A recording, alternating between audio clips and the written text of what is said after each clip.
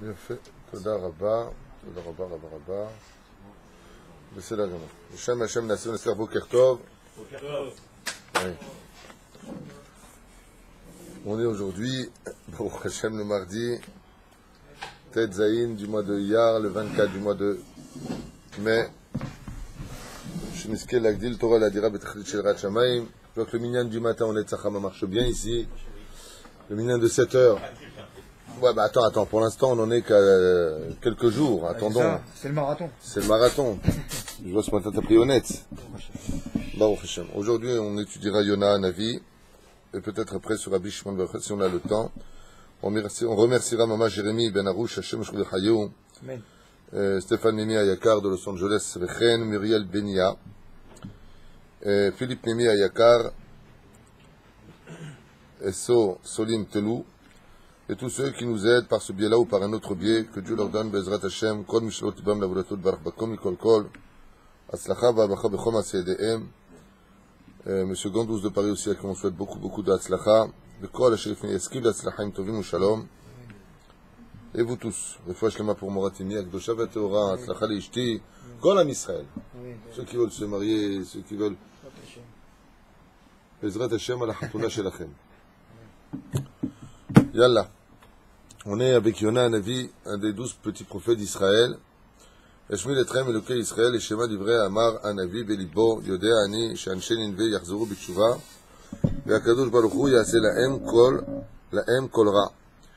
Le prophète Yona se voit dans l'obligation d'aller dans la ville de Ninve, une grande ville de plus de 120 000 habitants, qui, au niveau de la débauche et d'échéance morale, ont dépassé toutes les limites. Et une fois de plus, s'il y a un moment dans la vie où il faut s'inquiéter, c'est quand on fait des mauvaises choses et que tout est calme.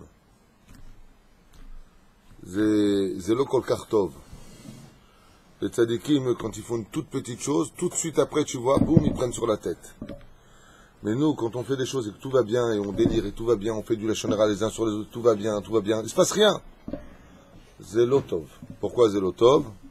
Ça veut dire que les mains d'avoir demain, à quoi ça ressemble? C'est comme si qu'un père regarde son fils, dit arrête. Avec ses yeux, il lui dit arrête. Et le fils, il continue. Et le père, il le regarde. Il va à droite, et le père le regarde à droite, à gauche. Et qu'est-ce qui se passe? Les nerfs, ils montent chez le père. Au lieu de s'être relevé directement, on lui prend la main, le secouer, comme il fait avec le tzaddik, en disant arrête. Il dit maintenant tu as exagéré. Il se lève, et là, il lui donne une très très forte tannée. Reine, faites très attention dans cette génération, vous voyez beaucoup de débauches, beaucoup de choses qui ne sont pas selon un céder normal, et d'un coup vous allez voir que du jour au lendemain, qu'on ne soit jamais porteur de mauvaises nouvelles, c'est pas ce que je veux dire, et qu'il n'y aura rien du tout. Ce que je dis, c'est ce que nous disent les sages. Faites très attention, comme on le voit avec les habitants de Ninvé. Va leur dire que quoi? Il n'y a pas marqué, va leur dire que je vais leur donner une tannée, va leur dire que je ne vais pas leur donner de la pluie, va leur dire que je vais les exterminer, il dit. Vous comprenez qu'on passe d'un extrême à l'autre. C'est ce qu'on apprend dans le prophète Yona. C'est que pendant des décennies, les habitants de la ville de Ninvé, qu'on lit à Kippour, pourquoi on lit ça à Kippour? Pour nous dire, c'est pas parce que Dieu il te frappe pas, c'est pas parce que Dieu il te punit pas pour ce que tu fais de mal, que tu crois qu'il voit pas ce que tu vois. On n'échappe pas au dîn. On n'échappe pas à une chose qu'on a défaite. T'as cassé, il faut réparer. Alors les Chachamim nous disent, fais attention. C'est pas parce qu'une femme elle trompe son mari et elle va le voir 100 fois avec lui, qu'alors il se passe rien alors à Kol Beseder. Chaz vechalil avechaz, tarzor bitshuva shlema. C'est pas parce que tu fais pas Shabbat qu'il se passe rien, que Dieu il dort. Pas du tout. C'est que Dieu il attend. Aval, dans le temps, plus le temps est long, ça vous le verrez vous-même avec votre éducation, avec vos enfants, quand vous venez, que chaque fois que le petit fait une bêtise importante, bon, on va pas reprendre nos enfants n'importe comment, n'importe quand, bon, et ça suffit maintenant, bon, allez, viens chez papa. Allez, ça suffit, tu prends comme ça, tu le secoues un peu. Mais si le petit, tu vois qu'il arrête pas, il te prend pour un idiot, il croit que tu comprends rien, et il prend ta gentillesse pour de la faiblesse, et après il continue jusqu'à ce qu'il te donne un coup de pied, là à ce moment-là tu le prends, et tu le fais la totalité de tout ce que tu as vu. N'oubliez jamais ce que je viens de vous dire, c'est ce qui s'est passé dans beaucoup de cas, avec le déluge. Le déluge a eu lieu pour ça, Sodome et Gomorrhe a eu lieu pour ça. Regardez de quoi est-ce qu'on parle, le déluge. Il a tenu comment 10 générations de débauche. 10 générations. Et quand il a frappé à ce moment-là, il y a eu le déluge. On ne parle pas d'une petite chose. Du jour au lendemain, la vie de la personne peut passer et basculer. La reine, qu'une personne fasse très attention à cela. Moi, ce que je dis pour vous, je le dis pour moi. C'est valable pour chacun de nous. tu parles au synagogue, tu fais la shonara les uns sur les autres, tu regardes les choses interdites, tu fais pas Shabbat, tu fais pas mitzvot, fais attention, c'est pas parce qu'il se passe rien que lui n'est pas là. Juste il attend. Vous savez, chacun, toute personne qui a des enfants, ou toute personne qui est mariée, ou toute personne qui a une vie sociale, ou un patron, comprendra parfaitement ce que je lui dis. Parfaitement. Si, même un patron avec ses ouvriers, pas à chaque chose, venir une fois en retard, deux fois en retard, trois fois en retard, qu'est-ce qu'il lui dit la 6e fois? Il lui dit, Baba, tu sais quoi? Je vois que tu te moques de moi, je vois que tu comprends pas, tu as signé un contrat, tu ne respectes pas, prends tes affaires, rentre chez toi. Pourquoi tu passes à l'extrême?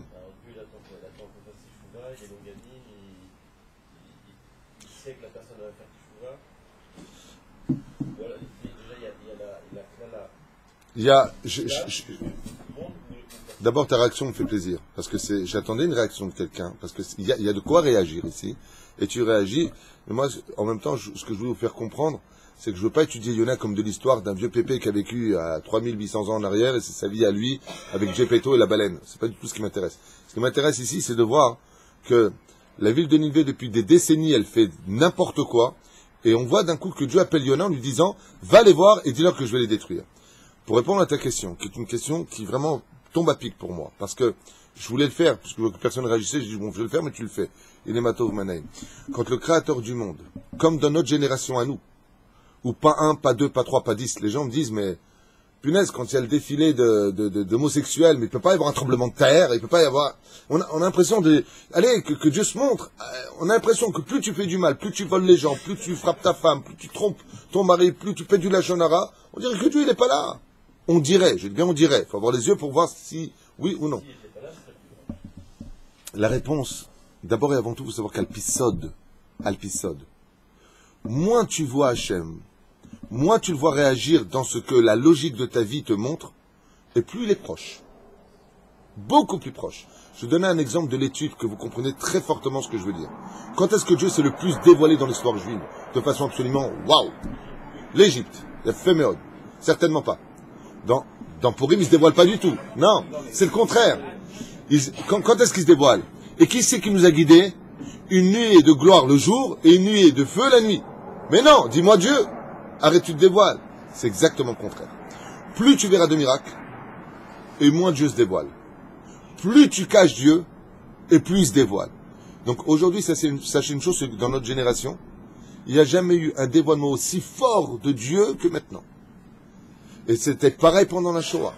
Et ça a été pareil pendant c'est ce que je vous ai dit la dernière fois. Et je voudrais répondre à cette question parce que j'ai pas encore répondu. Quand on dit Aster Asir Panay, j'étais avec le Ravarié, parce qu'on était là-bas avec Asher Cohen à Rabbi Yehuda Bar Ilai. Et j'ai pris là, vous êtes parti, j'ai fait une grande rachat à tout l'Avrichim. Et j'ai expliqué une chose que les gens n'arrivent pas à comprendre. La parachat de Rei a marqué Aster Asir Panay, je cacherai ma face de vous. Ça là? Est-ce que cacher sa face, quand Dieu il dit je me cacherai la face, est-ce que ça veut dire que Dieu, il veut pas nous voir ou on ne le verra pas? C'est bidou faire. Regardez bien dans le texte. Qu'est-ce qu'on a lu il y a 3 semaines? Venatati panai baishaou. À la fin de parashat kedushim. Et les autres parachutes, qu'est-ce qui a marqué? Et si tu fais pas ce que je te demande, je mettrai ma face sur toi et je t'éliminerai de ce peuple. Donc quand Dieu il te regarde, c'est une klala. Et quand Dieu il tourne sa tête, Aster Astir Panay, Vaïta le Yudim Ora Vesimcha Vesasson Veikar. La Gemara elle pose la question, elle dit, d'où est-ce qu'on sait Esther dans la Gemara? Aster Astir Panay. Dieu il a caché sa face. C'est quand vous ne voyez pas Hachem. C'est quand on a l'impression que le monde a été créé sans propriétaire, que le créateur du monde est si proche qu'on ne le voit pas. Et je vais te dire une chose, au niveau militaire, c'est une stratégie très connue. Plus tu te caches loin, et plus tu es facile à trouver. Mais si tu te mets juste derrière la personne, il se retourne, tu vois quoi? Tu vois personne, parce que lui aussi se retourne avec toi. Ça, c'est quand Dieu se cache. Alors, Maurice pose une question, il dit, mais alors c'est quoi le but? Le but, il est très important.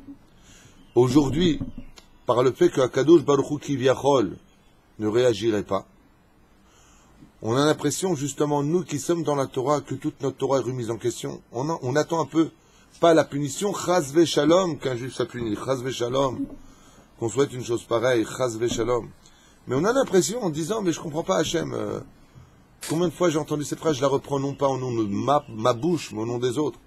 Je comprends pas, tu fais le mal, tu réussis dans tout, tu es dans la Torah, t'es que des galères. Voilà ce que j'entends toute la journée.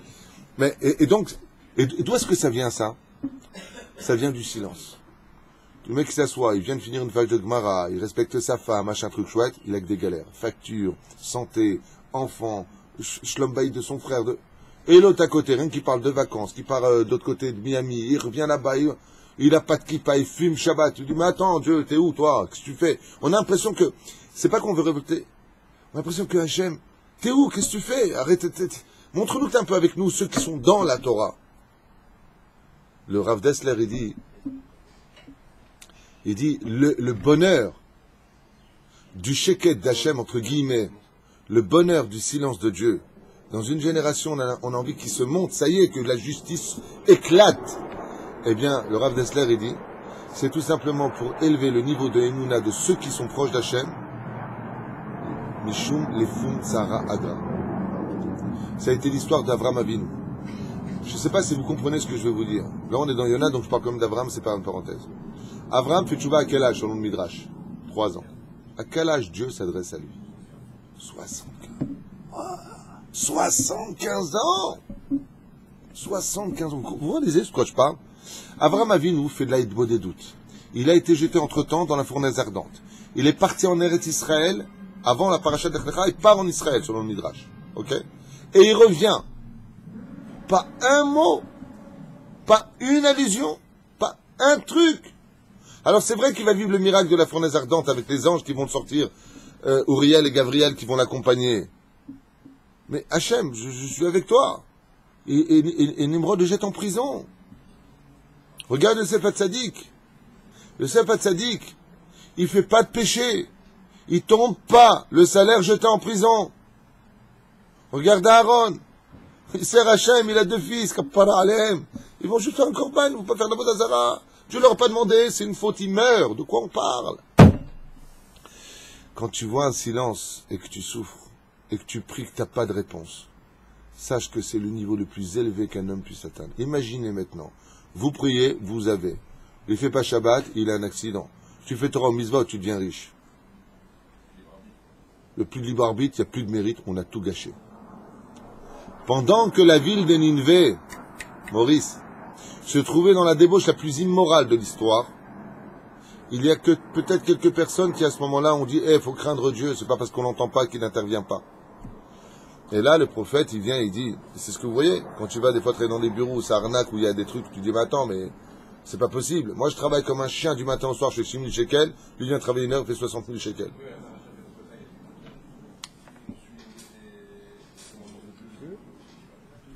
Non, elle dit pas quand.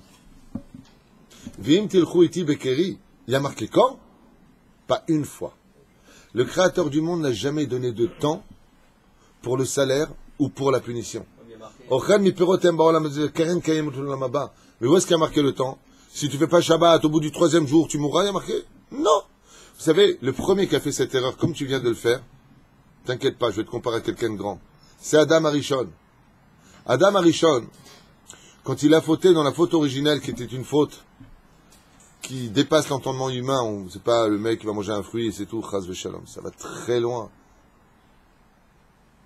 Qu'est-ce qu'il lui a dit Hachem? Bayom, le jour où tu mangeras de ce fruit-là, tu mourras. Adam Arishon mange ce fruit. Il rentre dans Shabbat, il se réveille le lendemain, et il dit à Dieu, mais je comprends pas, je suis pas mort. Et il lui a dit, Ayom, pas selon ton jour à toi, selon le mien. Et il lui a dit, c'est combien pour toi? Il lui a dit 1000 ans. En comparaison pour vous, un jour chez moi, c'est une image. C'est 1000 ans. Il dit, ah donc, j'ai 1000 ans à vivre. Adam Arishon s'est étonné, il a dit, mais je comprends pas, Dieu, tu as dit, on meurt. Adam Arishon a fait une faute, il est mort 930 ans après. Dieu n'est pas pressé dans le temps. Hachem n'est pas pressé dans le temps. C'est pour ça que la différence est énorme. Ne crois pas que parce que tu t'es assimilé avec une Goya, que tu travailles le Shabbat, que ta vie elle dure pendant déjà 50 ans que tu es marié comme ça, que à Kol Bes. Ne crois pas que c'est Besséder. Ne crois pas parce qu'il ne se passe rien dans ta vie, au contraire. Moi, une fois, j'ai rencontré un juif qui s'est marié avec une non-juive en France. Il a ouvert un restaurant purement taref dans une zone industrielle. Et ça faisait, je crois qu'il fêtait son 49e année de mariage avec la non-juive. et tout va bien, il avait une grosse Mercedes dehors, et pour lui, tout va très bien, quoi. La vie est très belle. Le livre de Yona vient nous dire, fais attention, papa. Yona, pas ils ont fauté depuis maintenant, ça faisait des siècles qu'ils fautaient. Dieu, il a attendu jusqu'à Yona, il a dit, j'attends, je descends Yona, à Yona, je m'occupe d'eux. C'est là. Et de l'autre côté, ce silence-là donne un mérite incommensurable à celui qui méprinat Aaron, vaïdom Aaron. Vaïdom Aaron. C'est à toi de donner de la vie à Hachem, alors que Dieu, qui viachol, entre guillemets, ferait semblant de ne pas donner signe de vie. Ça, c'est énorme. Vous ne vous rendez pas compte. Et c'est pour ça qu'à Kippour, on lit Yona.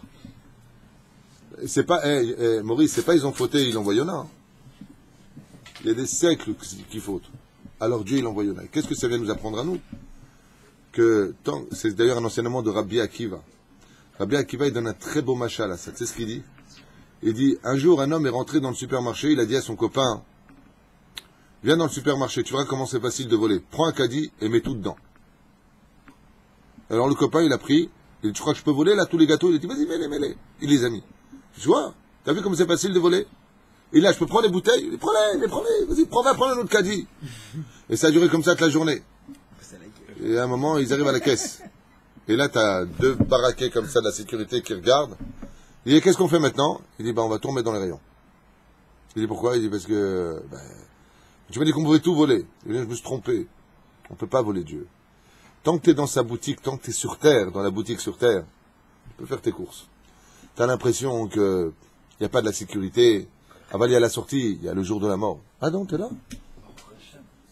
Depuis que tu es à la barbe, on ne te voit plus derrière.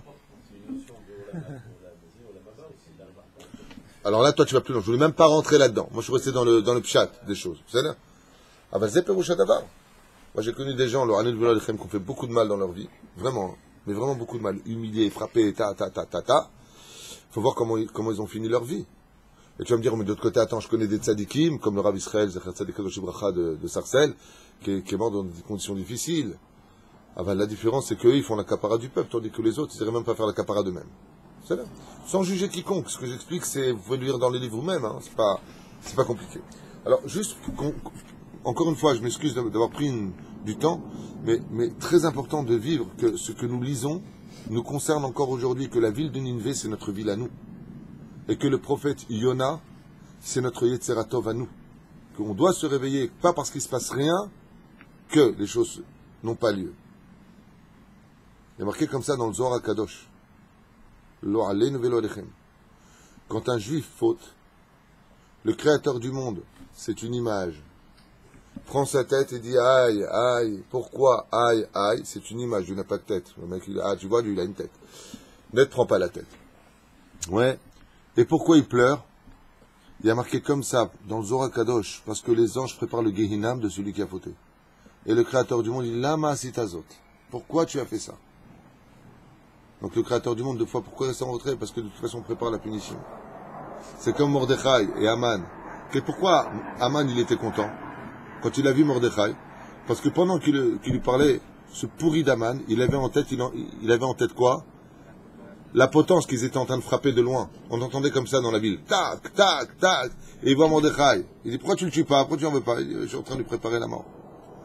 Sauf c'est lui qui s'est pendu. Et là. Je sais que Yitzhak Cohen, il kiffe sa race, il est heureux. Parce qu'il y en a un qui peut demander à l'armée d'arrêter de passer juste au-dessus de la synagogue, on n'entend rien du tout. Que Dieu les bénisse. Et je vois d'Ibrahim Amar, un avis. Ani Yodea, Shan Ninve Yarzuru Bitshuva. Je sais que les habitants de la ville de Ninvé, si je vais là-bas, ils vont faire tchouva. Akadosh Baruch Hu lo yaselem kolra. Et on sait que s'ils font teshuva, Dieu ne leur fera plus de mal. Parce que c'est vrai que c'est facile de fauter, c'est vrai que c'est facile de tomber, c'est vrai tout ce que tu veux. Mais il suffit simplement de dire, papa, j'arrête, je fais tchouva, bémet, pardon. Même si je retombe, pardonne-moi, tu t'attaches à Hachem. Et Dieu, il arrête tout sur place aussi pareil. Vas-y, avou gam emelai veyomru shani nevi sheker mikevan shelo etkemu. Pareil. Et là, le Midrash vient nous apprendre un chidouche que j'aime particulièrement. Qu'est-ce que tu as, dans Baruch Hashem. Qu'est-ce que vient nous apprendre le prophète? Le prophète Yona, là on a une de ses prophéties. Mais le prophète Yona fait partie des 12 petits prophètes d'Israël. Et chez les nations du monde, eux aussi savaient, comme on avait avec Nabucodonosor, qui dit « Ah, vous dites que vous êtes de vrais prophètes. Alors, si vous êtes des vrais prophètes, soyez comme Daniel. » Ils savent le émettre. Il dit « Mais attends, moi, je ne veux pas être un frayeur. » Premier chidouche extraordinaire du Midrash, c'est que Yona, au niveau du Pshat, il ne veut pas y aller. Pourquoi? Il a dit « Je ne veux pas faire une accusation sur le peuple juif. Mais là, moi, je vais faire teshuva des goïms. Eux, ils vont faire teshuva. Et le peuple juif, s'ils font pas teshuva, ça fera un kitroug. Je ne veux pas être le prophète de l'accusation du peuple juif, car pourquoi Hachem a créé les nations du monde? Une des explications qui est donnée, pour faire toujours la comparaison entre Israël et les nations du monde. C'est-à-dire que si les anges accusateurs viennent dire d'Israël, regarde la débauche qu'il y a chez eux, le créateur du monde, il dit très bien, à côté des non-juifs, eux, j'aurais donné 613 mitzvot. Eux, ils ont que 7 mitzvot. Shoshana ben achochim, ken rayati ben abanot. Et le créateur du monde confirme et affirme, Dieu, que le peuple juif ressemblera toujours à une rose parmi les ronces. Donc lui, qu'est-ce qu'il dit le prophète? Il dit, attends, je ne veux pas être le porteur de la race du peuple juif, mais là, je vais faire teshuva à des goïms, et après Dieu va comparer le peuple juif aux goïms. Pendant qu'ils feront teshuva, nous on dira la l'air, hors de question. Ça, c'est le niveau du pshat. Deuxième niveau, que nous enseigne ici le Midrash, à propos de Yona, c'est que Yona, il a peur d'un chilul Hashem. Et de quel chilul Hashem il a peur, Gérard? Monsieur Gandous, de quel chilul Hashem il a peur? Il a peur de venir annoncer des choses. Bassof, ils font tchouva, et le décret s'annule. Et qu'est-ce que vont dire les goïms? Les goïms, il y a une chose qu'ils adorent chez le peuple juif, c'est observer tout ce qui ne va pas chez eux. Ce qui va, ils n'aiment pas dire. Mais ce qui ne va pas, ils ont des loupes sur nous. C'est pour ça qu'un juif qui regarde que les défauts d'un autre, il faut vérifier qui est sa mère. Apparemment, c'est un goï. Hein? J'ai un souci là. T'as un souci, juste fini. Yona a peur du chilul Hashem. Et qu'est-ce qu'il dit? Em yagidu alay shani navi sheker. Il dit, je vais aller les voir. Je vais leur faire tchouva. Dieu va annuler le décret, parce que Dieu est rempli de rachmanout, de pitié. Et qu'est-ce qu'ils vont dire après? Alors, voilà, les 40 jours, ils sont passés. Et il n'y a rien eu. Donc toi, tu es un menteur. Tu n'es pas un vrai prophète de Dieu. Et si ça sort comme ça, qu'est-ce qui se passe? Il y aura un chilul Hashem. Il y en a, il est ben amitai. Il y en a, il est justice. Il ne veut pas qu'il y ait un chilul Hashem sur son dos. Il dit, attends, mais ils vont me traiter de Navi Sheker. J'ai pas envie d'y aller. Et il va fuir Hachem. Alors, on fait tchouva. Quand j'aurai un café, je te répondrai. Il y a quand même quelque chose d'unique qui se passe là. Et on aimerait bien savoir pourquoi. Enfin, j'aimerais bien savoir pourquoi. On a eu tout ce qui était cananéens, jébuséens, chétéens, qui ont fait même pire que Ninive. Il n'y a jamais eu aucun prophète que je ne s'est jamais occupé de ça, de faire tchouva à... Très très bonne question. Pourquoi Dafka, les habitants de Ninvé? On a donné deux explications la semaine dernière. La première... Non, Rabbi Eliezer dit pas que c'est le Gilgoul, il dit que c'est Pharaon lui-même. Pharaon était devenu roi de Ninvé. Les Mad Avardomé, c'est comme si tu dis à quelqu'un, devant l'autre, tu dis à une personne qui est devant l'autre, tu lui dis... regarde, je t'en prie, je viens de peindre ce mur, mets pas ta main. C'est-à-dire, le mec, il met pas sa main. L'autre à côté vient, il pose sa main. Tu dis, attends, tu te moques de moi ou quoi? Je vois bien que l'autre, je viens de lui dire à l'instant, ne mets pas ta main, parce que je viens de peindre le mur, et toi, tu viens, tu mets ta main. La première main, c'est Pharaon. Il a vu en Égypte la main de Dieu, lui, il sait de quoi on parle. Qui c'est la deuxième main qui est à côté? C'est Pharaon qui devient le roi de Ninvé. Donc dans son cas, lui, il dit quoi? T'as vu comment Dieu déteste la débauche? T'as vu comment Dieu déteste le vol, l'injustice? Et tu recommences à emmener ton peuple vers ça? Donc ça s'appelle récidiviste. Selon Rabbi Eliezer, c'est pour une question très importante, il dit, mais les Cananéens, Aval Mechila, Mitzad Sheni, il y a quand même une autre explication à donner pour Yitzhak Cohen, Todarabat. On voit que tu as fait avec le cœur, il y a plein de tartours, il y a Tchékoïjik. La deuxième explication, c'est que les 7 peuplades dont tu parles ont tous été exterminés, tandis que pas les habitants de Ninvé. Mais ils n'ont pas été prévenus. Il n'y a pas eu d'attrape. Mais il est fou, lui. T'as oublié le livre de Yoshua bin Nun? Tu te rappelles pas, Yoshua bin Nun, il a fermé devant, et sur les côtés, il a laissé derrière pour partir. Il a envoyé des émissaires, leur dire, nous allons entrer en guerre contre vous, ou vous partez, on ne va pas vous tuer par derrière, ou on va vous se battre, c'est vrai. Et on avait vu que les... Mais Nkesherav, il leur dit partez, parce que c'est notre terre. Ok. partez. Mais il leur dit pas, faites chouva. Mais ils sont pas partis. Mais il leur dit pas faire chouva. Mais dans leur cas, eux, il n'y a pas besoin de faire teshuva. Puisqu'ils ont été renvoyés de la terre, c'est marqué dans la Torah. Car j'ai renvoyé ces peuples-là à cause de quoi? De leur débauche.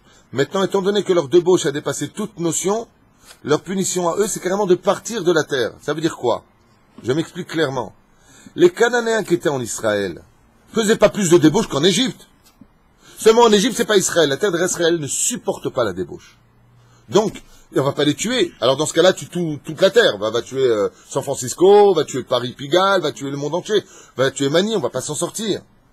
Et là, parce qu'ils sont en Eretz Israël, c'est pas la même chose.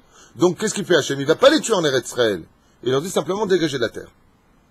La terre d'Eretz Israël, si une personne veut faire un cadeau à cette terre, c'est vraiment la particularité de la pudeur.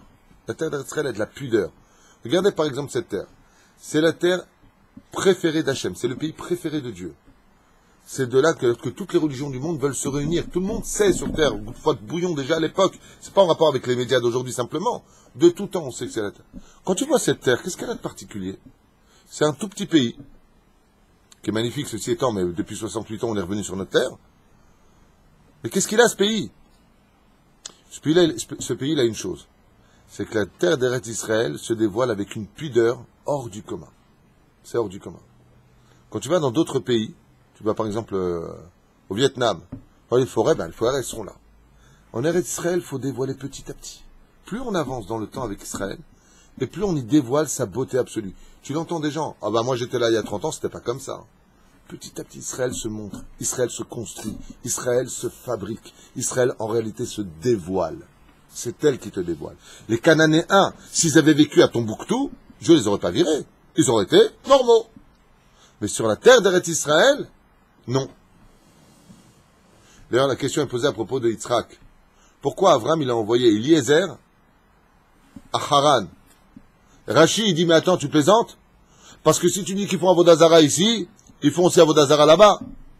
Et si tu me parles de débauche, qu'est-ce qui a marqué pour Rivka quand elle est venue? Rivka était vierge, de devant et de derrière. Et pourquoi tu me dis ça? Parce que toutes les autres qui avaient 3 ans, elles étaient vierges de devant, mais pas de derrière. C'est une plus grande débauche au monde que ça. Et on parle de quoi, quel endroit? De Haran. Alors pourquoi dans ce cas-là tu partis prendre une fille de là-bas? Parce que là-bas c'est pas Israël. Une explication qui dit parce qu'elles étaient plus morales en Israël. Mais quelle morale il peut y avoir quand il y a plus de débauche, puisque Dieu les a renvoyées. Donc tu comprends ce que je te dis? Le problème, c'est un problème géographique. C'est là. Et c'est pour ça que la terre d'Eretz Israël elle-même nous dit faites attention. Faites attention. Si vous n'allez pas selon les principes de la Kdusha d'Eretz Israël, la terre vous vomira petit à petit pour X raisons. Ou tu vas trouver un travail en Chutz Laaretz, ou tu vas perdre ta maison pour X raisons et repartir. Anila Yodea, quels sont les plans divins, et j'ai pas internet avec Dieu. Aval marqué va taki arrêtez Dieu, je vais. Il faut faire attention à cela. Bien entendu, quelqu'un qui aurait été religieux, il serait revenu d'Israël, il est reparti en France, il dit quoi? Alors moi, je suis... Quel rapport? Il y a des comptes que je n'ai pas. Peut-être dans le Gilgoul d'avant, tu étais en Israël, tu as dit du Lashon Hara, et maintenant tu vas tes comptes. J'en sais rien. J'ai pas Internet avec Dieu. J'ai pas des réponses absolues. Mais par contre, ce que j'ai, c'est l'ensemble des renseignements de nos sages sur comment fonctionnent les choses. Et tout ça est référencé, vous le verrez aussi dans la parachute de Kokotai. Sinon, qu'est-ce qui a marqué? Petit à petit, on perd du terrain. Et excuse-moi de vous le dire, mais je ne sais pas si vous avez vu à quoi ressemble Israël aujourd'hui. Territoire jaune, non, vert, c'est Israël. Jaune, c'est nos copains d'à côté, là. Ouais, mais c'est un gruyère, Israël. On a une armée, on a une structure, on a une police, on a un gouvernement. Et plus ça va, plus ils prennent du terrain. C'est débile. Maintenant qu'on a tout ça, on devrait reprendre tous nos terrains. C'est exactement le contraire qui se passe. Parce que c'est pas ni du gouvernement, ni de notre armée, ni, que dépendra Eretz Israël. Et là, im bechukotai tedechu. Vet mishmotav tishmeru. Va sitem otam. Az venatati shalom ba'aretz. Vous aurez vraiment, ve'en macharid. Il n'y aura pas de sirène, il n'y aura pas tous ces problèmes.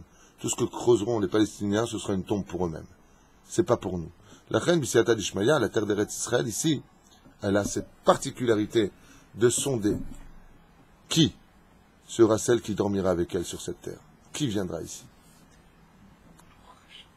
Et Adam, toujours avec un autre Milevado, Baruch Hashem. Aïm lo da'ish li shebnei Israël mechanim oti nevi sheker? Maintenant, Yona, il y a une chose que vous ne savez pas, c'est que déjà, pour X raisons, les enfants d'Israël n'avaient pas trop de respect pour lui. Il l'appelait un faux prophète, le prophète Yona. Lo elech le nabé aleim. Les enfants d'Israël eux-mêmes faisaient un peu de moti shemra sur le prophète Yona. Il a dit quoi? Je vais aller dire au Goïm, Dieu va détruire leur ville. C'est pour moi l'occasion d'une certaine façon de montrer que tu m'as parlé. Mais c'est horrible quand Dieu te parle et on te dit non, il t'a pas parlé. Et pourquoi il veut pas le leur dire? Parce qu'il veut pas créer une nouvelle religion lui. Pourquoi? Parce que le prophète, quand Dieu il s'adresse à lui, le prophète, en général, il n'y a personne. C'est pendant la nuit, pendant un songe. C'est pas comme Moshe Rabbeinu alav shalom. C'est pas comme tous les grands prophètes d'Israël. Comment tu peux savoir si c'est un vrai prophète? Si ce qu'il dit dans les bonnes nouvelles se réalise, alors tu peux être certain que c'est un bon prophète, que c'est un vrai prophète. Et là, Yona, il dit, attends, tu m'envoies, ou le seul point sur lequel on peut dire que c'est un vrai prophète, tu vas pas le faire. Là. Pourquoi? Il dit, ils sont en ce moment pas très au top, les Hébreux, parce que c'est vrai que les décrets, écoutez bien ce que je vais vous dire, parce qu'ici, il y a un chidouche qui se cache derrière tout ça. C'est vrai que quand un prophète, il prévoit de mauvaises choses, ça s'annule, c'est pas obligé d'être. S'il annonce de bonnes choses, c'est obligatoire que ça vienne. Ah bah le verset nous dit, Ve'en teshuva la goïm. Les goïm, comme ils n'ont que cette loi, la tchouva n'est pas possible. Alors pourquoi est-ce qu'il dit maintenant ils vont traiter de Navi Sheker? Vous avez compris. Il y a une exception. Il y a une exception pour Ninvé. Ah, écoutez bien, c'est magnifique. C'est que pour les habitants de la ville de Ninvé, qu'est-ce qu'il dit Hachem? Il fait une condition exceptionnelle. Va leur dire que si. C'est exceptionnel dans l'histoire. Pour les Grecs, il n'y a pas eu, va dire aux Grecs que si, ils vont se faire cuire un œuf chez les Grecs. Non. Pour les Babyloniens, il n'y a pas eu de condition. Boum, Dieu il a frappé. Boum, boum, boum. Toutes les civilisations qui ont existé n'existent plus du tout. Ni eux, ni leur civilisation, ni leur culture, ni leur descendance. Alors, mais là, il y a... alors maintenant, pourquoi Ninvé? C'est la question. Non. Moi aussi, ça m'a pas répondu. Parce que tout ce qui a été créé dans ce monde, ce que je veux dire paraît un peu chauviniste, mais c'est pour le peuple juif. Ici, on a une notion de morale. On dit, regarde, des goïms qui ont été prévenus par un prophète d'Israël, ils font tchouva. Nous, quand le rabbin il parle à la synagogue le jour du Kippour, on ne fait pas de tchouva. Et pour qu'on fasse un calvachomer, je ne veux pas rentrer dans tous les petits détails du Seder de Kippour. Aval, ce qu'il faut retenir ici, comme on dit, ça se lit à mincha. Mincha veut dire cadeau en hébreu. Korban veut dire cadeau. Dieu nous a fait un cadeau. Dans l'histoire, il a épargné un peuple. S'il fait tchouva. Donc, on fait un kalvachomer. Si Dieu il a été capable de pardonner des goïms qui n'ont que 7 mitzvot, parce qu'ils ont fait tchouva, alors qu'il leur avait promis l'extermination, pas kalvachomer, des kalvachomer, pour qu'un juif ne se décourage jamais. Dieu nous a pris l'exemple d'un goï qui ferait tchouva et que Dieu le pardonnerait pour 7 mitzvot noachid, pour que le jour de Kippour, il dit, attends, mais moi j'ai trop fauté, de toute façon je veux pas faire tchouva parce que c'est irrécupérable. On dit, attends, viens étudier le livre de Yona. Viens. Et là, on peut faire un kalvachomer, à plus forte raison. Si des goïms, hein? Absolument. Absolument. À un autre degré, oui. Zoï Tchouba, d'accord. C'est aussi pour finir de réparer ce que Yitro n'a pas pu faire. Ça, on a déjà expliqué que Yona était la réincarnation de Yitro et qu'effectivement, là-bas se trouvait... alors, ça aussi, c'est une autre explication. On avait expliqué ça, je crois que c'est le Rama de Pano qui ramène ça, que Yona n'était autre que la réincarnation de Yitro et que Yitro avait passé son temps à convertir des gens à la Vodazara, à faire le mal dans le monde, et que quand Yitro a fait Teshuvah, il a dit, mais maintenant, ok, moi j'ai fait Teshuvah, mais Irteti et Arabim, c'est-à-dire, j'ai fait fauter les autres. Qu'est-ce qu'a fait Hachem? Dans le ciel, il a dit à Yona, à Yitro, il lui a dit, ne t'inquiète pas, je réunirai tous ceux que tu as formés pour la Vodazara dans un seul pays, et tu iras les en sortir. Qui sont ces réincarnations de la ville de Ninvé? Ne sont autres que tous ceux qui étaient tombés dans la débauche et la Vodazara de l'époque de Yitro. C'est pour ça que Yona est le prophète d'une certaine façon qui vient sauver les goïms. Parce qu'en réalité, des réalités, Yona n'était autre que le Yitro qui lui avait fait tomber. Donc de là, tu apprendras qu'on se réincarne pour venir réparer ce que l'on a fait tomber et les remettre à leur place. Et est-ce qu'il va réussir? Oui. C'est pour ça que l'histoire de Yona ne continue pas après l'histoire de Ninvé.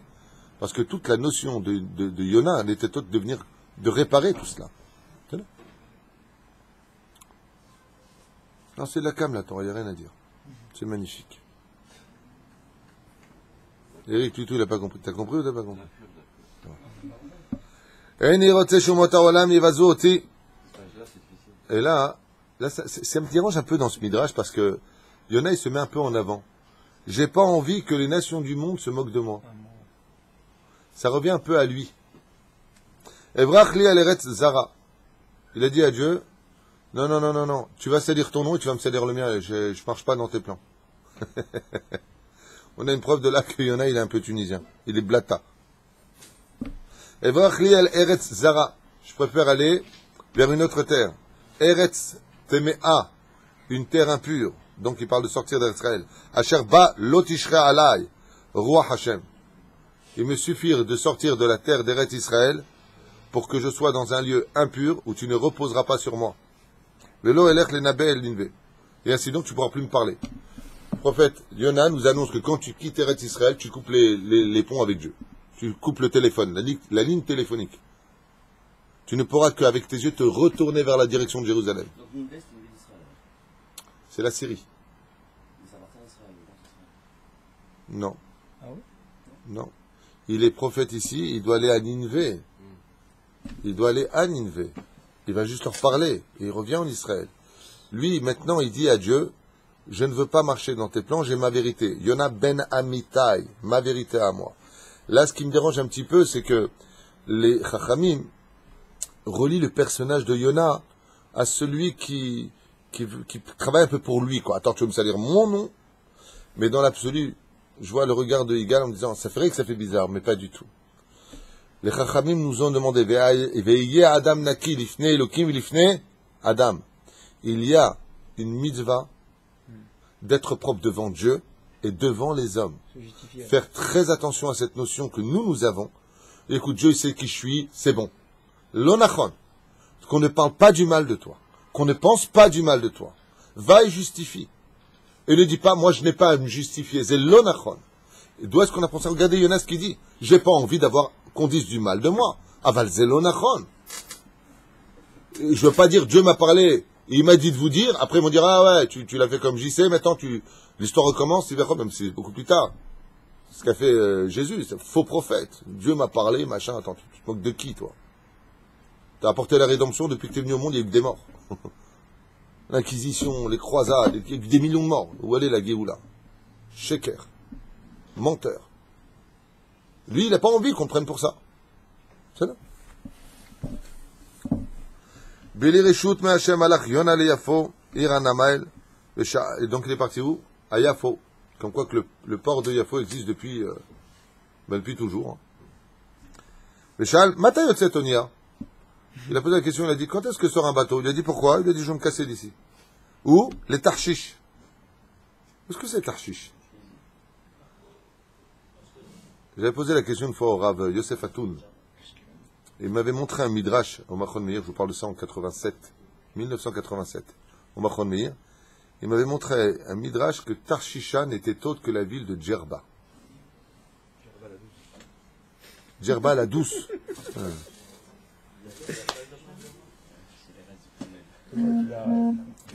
Top. Mais c'est gênant parce que ça veut dire que tu veux fuir Dieu, tu vas en Tunisie.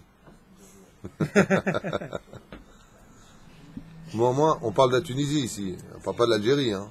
Grave quand même, la question elle est grosse comme ça. Vas-y, quoi. D'où Yona. Hachem il vient, il lui parle en rêve, et Yona il va partir. Il veut pas. Non, pourquoi il part? Il veut pas ici, il veut pas là-bas, il sait très bien que Hachem il est là où il sera. Non! Dieu ne s'adresse pas à un homme en dehors d'Eretz Israël. Il n'y a pas de prophétie en dehors d'Eretz Israël. On avait déjà parlé de ça 100 fois. Pour Moshe Rabbeinu Yecheskel, c'est que la prophétie parlait pour venir en Israël, mais pas pour fuir. C'est là. Est-ce que Tarshish, c'est Oran? Non. Non, ça n'existe même pas sur la carte. Alger, rien. Alors le juif, il a dit non, Alger, roi. Qu'est-ce que c'est relou? Hein? Qu'est-ce qu'il dit? Il y avait déjà des bateaux entre Yafo et Djerba. Attention, c'est une opinion. Tarshish, ça peut être ailleurs. Regardez peut-être sur un site Tarshish. Regarde peut-être Tarshish, mais Agnen. Ça m'intéresse. Comment ça s'appelle l'encyclopédie des villes là? Comment tu dis? J'entends pas. Wikipédia, ouais. Lui, il va te dire c'est quoi là-bas. Il a de bons renseignements, ce Wikipédia. Appelle le Rav Wiki Arjani Diwan. Tape Tarshish. Manienne. Je sais pas, marqué ici, dans Madeleine Tarshish, village libanais. Village libanais. Libanais. Il y a une ville à côté de Djerba qui s'appelle Zarzis. Ah ouais, c'est vrai, Zarzis. C'est. Juste à côté. Ouais, peut-être c'est Zarzis.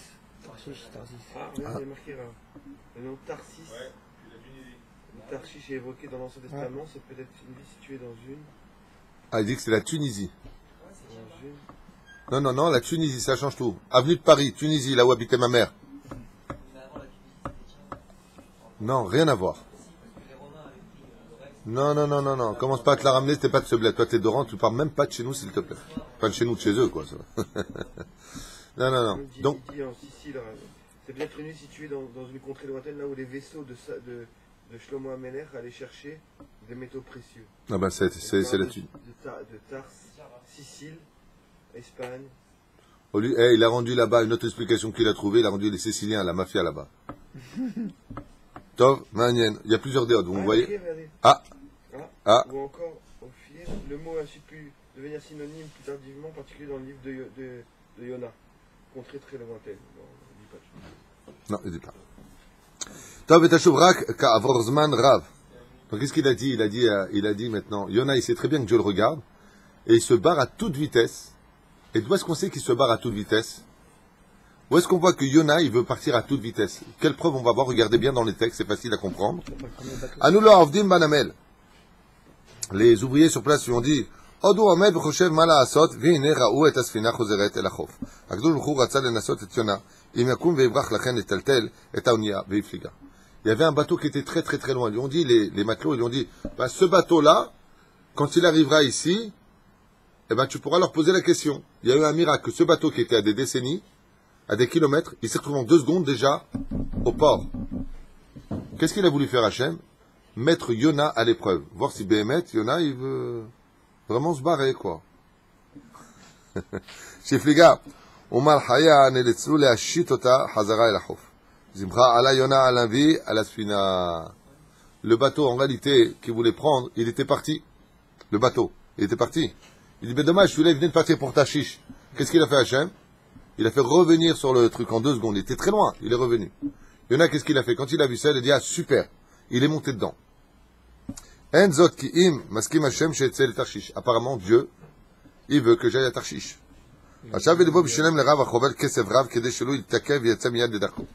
Et de là, on voit que Yona était très pressé.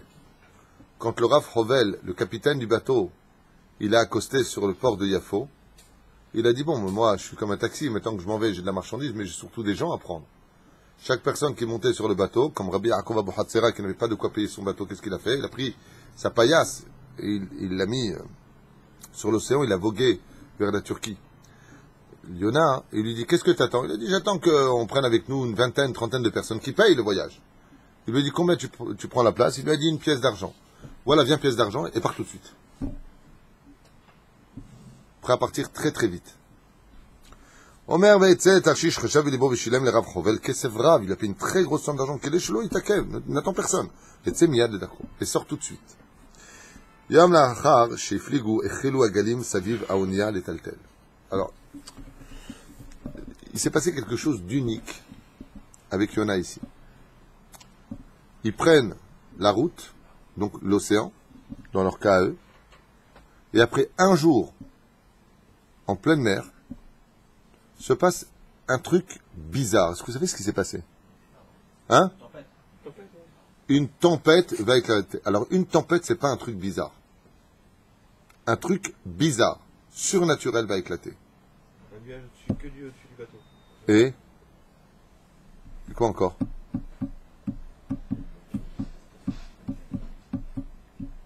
Imaginez un mec qui est sur son bateau, sur son yacht. Juste au-dessus de lui, tu as un nuage noir comme un œil pourri qui te regarde comme ça, je vais te défoncer. Les vagues vont faire chavirer ton bateau. Mais à 50 mètres autour du bateau plus loin, les mecs font du ski nautique, il fait super beau, il n'y a aucun problème. C'est juste au-dessus. C'est la rassera. Qui, exactement, pourquoi Dieu a fait ça? Qui est le chat noir? Yom la Saviva Onia. Il le dit bien. Saviva Onia. Mais c'est Saviva Onia. Juste autour du bateau.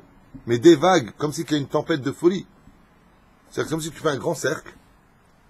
Tu mets le bateau en plein milieu. Et tout autour, il fait super beau, il n'y a pas de vagues. Tu imagines le matelot, la rassera qu'il a? En même temps, c'est bien, parce qu'il se dit que c'est bientôt fini, à chaque fois. Mais ça s'arrête jamais. Il va toujours le beau temps plus loin. Ouais. Roi Sarah, Najva Vaonia, Kimad Nishbera. Et le bateau, il commençait à chavirer, à se casser. T'as Eman Im Gdola, Aïta Beortam Ania Bikirvatam, Château de Bayam. Regarde. Et tous ceux qui étaient sur le bateau, et les marins, n'avaient jamais vu ça. Tout autour du bateau, à quelques mètres d'eux, Bayam, Rogea, tout est calme. Kiilou, Loera Davar. Les bateaux à côté, ils étaient sans problème, tandis que le leur était sous un nuage de colère et une eau démontée. Ils ont dit, oh là là, j'aime pas trop beaucoup ça. Ils ont chacun sorti une statue. Et Kol Wahad, il y en a, il a fait une statue avec la tronche de Maurice, avec la tronche de Fitoussi, la tronche de Moshe. Kol Wahad, il a fait.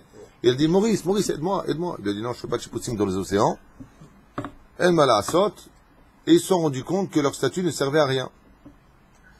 Alors ils ont dit, attends, il y a peut-être un problème.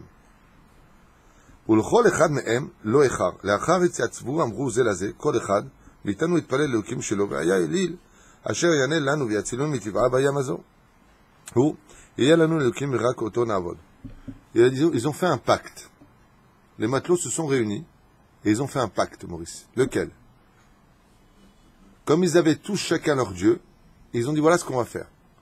On va tous s'adresser chacun à un Dieu qui vous appartient. Le premier qui nous écoute, on deviendra tous ses serviteurs. Tous les matelots et les habitants, les gens qui étaient sur le bateau. Alors ils ont commencé à prendre une statue, ils ont tous prié devant elle. Ils ont peut-être que la hardoute, l'unité, fera la force. Il n'y a rien eu du tout. Il y a un problème. Maintenant on a tous dit.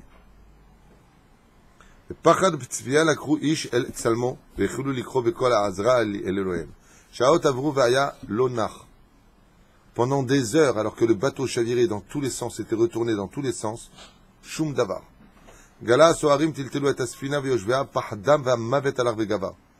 C'était pire que le jour de la mort pour chacun qui était ici sur le bateau. Ils voyaient pire que la mort devant eux. Et d'un coup, le capitaine se rappelle d'un juif qui était rentré avec une espèce de grande gelabia, des babouches, et recouvert comme ça avec son bâton qui était parti, et il ne le trouve pas sur le bateau. Il dit, mais attends, celui-là, il est où? Pourquoi il n'est pas parmi ceux qui prient? Pourquoi il n'est pas venu avec son Dieu? Et se sont tous mis à le chercher. Les Martef, Onia, Matza et Yona. Ils sont descendus dans la cale, et ils le trouvent allongé, et en train de dormir. Il ronfle. Pendant que le bateau est en train de chavirer dans tous les sens. Et il est au repos, il est bien.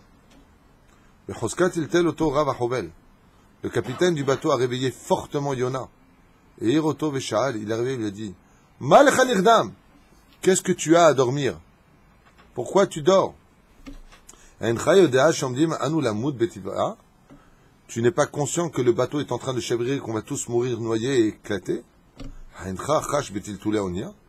Est-ce que tu n'aurais pas peur de ce qui se passe? Il lui a dit.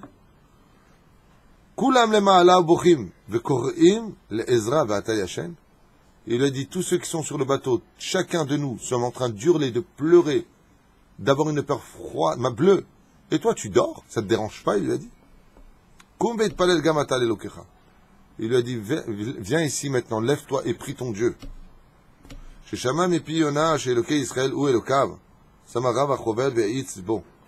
il lui a dit, mais avant, de quel peuple es-tu et qui est ton Dieu? Et il lui a dit, je suis hébreu, et mon Dieu est le Dieu d'Israël. Il marque ici dans le texte que le Rav Rové, il a commencé à trouver de l'espoir. Il a dit, Bémet, t'es juif? De père et de mère et tout? Shamati Rabot Alelokei Avrim. J'ai beaucoup entendu parler du Dieu des Hébreux. Gadol Verav Koahu. C'est celui qui a fait sortir les Juifs du pays d'Égypte celui qui a ouvert la mer en deux, quel bon capitaine.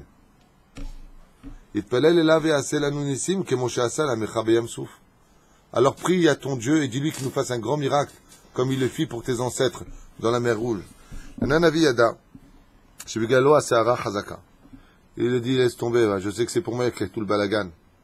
Je suis désolé. Hein? נמלטו מן השליחות שהטיל עליו הקדוש ברוך הוא ולכן אין שם אנשים שבחברתו כדי שלא ימותו אנשים חפים מפשע. Il aura dit Yona, c'est à cause de moi qu'il y a tout le balagan. Mais je veux quand même prier monter en haut parce que vous êtes innocent par rapport à mon problème. Donc je veux pas que Dieu vous tue. Amar Yona le Rav Chovel à Sakana la Onia ou le Sarana I Biglali. C'est à cause de moi que tout ça a lieu. Imri merachem ata al anshecha. Et Yona fait un choix. Si je ne peux pas fuir Hachem, alors je demande la mort. Il lui a dit, il y a une solution. Tu veux que tout ça s'arrête avant que tout s'effondre, tout se brise? Prends-moi et jette-moi dans l'eau. Prends-moi et jette-moi dans l'eau. Top. Rav Achovel ou Sha'ar Nosim shamu adivri Yona. Trashut me'od anashim tovim ayu. Et les marins qui étaient sur place étaient des gens plutôt de morale. Et maintenant, on ne va pas prendre un homme pour qui Dieu est fâché, avec qui tu t'es pris la tête, on ne va pas te jeter dans l'eau. Et ils n'ont pas voulu jeter Yona dans l'eau pour ne pas avoir les mains sales remplies de sang. Ils ont peut-être dit à Yona, écoute Yona, toi tu dis ça, mais peut-être que tu es fou. Donc qu'est-ce qu'on va faire? Ils ont tous écrit un nom sur un papier, ils l'ont mis dans un grand panier, ils ont mélangé tous les papiers, ils ont dit, Dieu de l'univers, dis-nous à cause de qui tu fais tout ce balagan. Ils sortent le papier, Yona. Le capitaine dit, non, le hasard existe peut-être, remélangez-le. Ils ont ressorti le papier, Yona.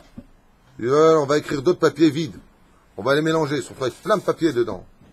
Ils ont ressorti le papier, Yona. Et Yona leur a dit, je vous l'avais dit, hein.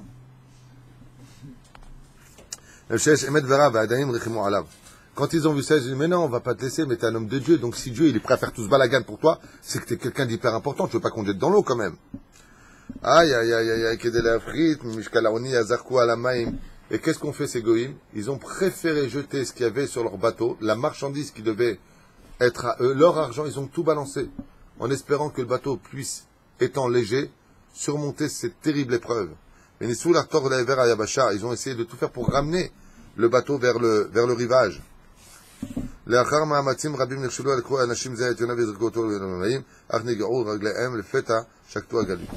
Et quand ils ont vu que, il me reste encore 2 minutes, donc je finis mon texte.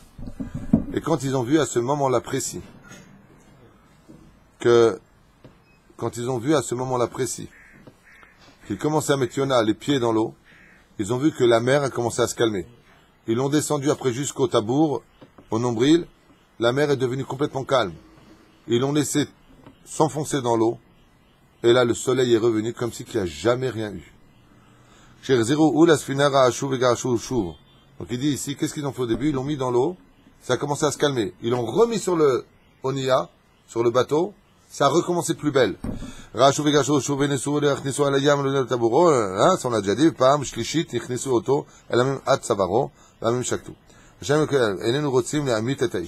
une fois qu'ils ont mis Yona dans l'eau, ils ont dit, maître du monde, on avait promis que si le Dieu de chacun d'entre nous était celui qui était le vrai Dieu, on le servirait.